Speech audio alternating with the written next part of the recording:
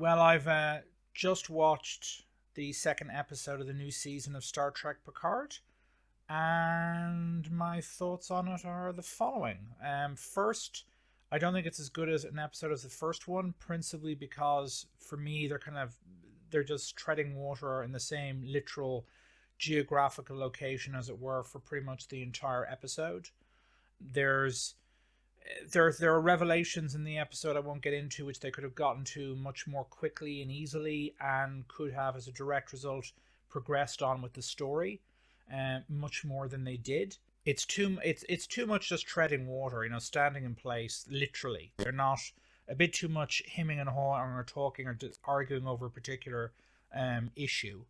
And as I said, there are revelations during the episode I thought could be gotten to much more quickly, and then they could just move on and get going with the rest of the story.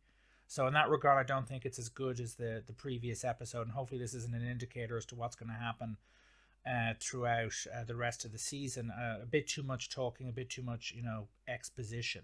For in terms of the positives, we've seen what hopefully will be one of, if not the main protagonist for this season, or antagonist, sorry, for this season, who is, I believe the pronunciation is Vadik, who's played by Amanda Plummer, and she, in my view, is doing a great job.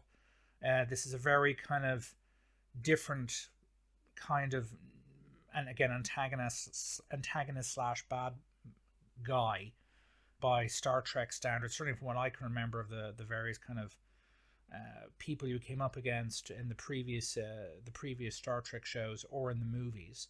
Although I would say that she's kind of outside of the Star Trek norm in terms of, it's kind of more Deep Space Nine, which I think is a good thing, than say Next Gen or the original series or Voyager and so on. It's not a stereotypical bad guy in terms of the way she behaves, talks, and so on.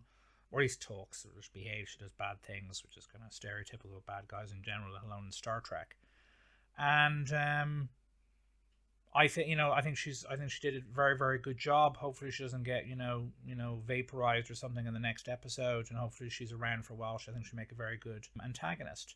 Apart from that, as I said, the episode feels like it's too slow moving.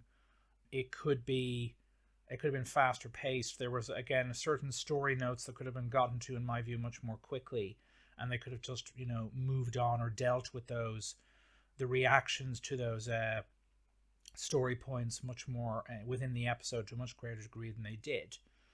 And so in that regard, it's not as bad. I mean, there's been some genuinely terrible Star Trek over the last couple of years. I mean, although I'm not a particular fan, not just of Discovery or the first two seasons, or the first season of this show, I didn't bother watching the second.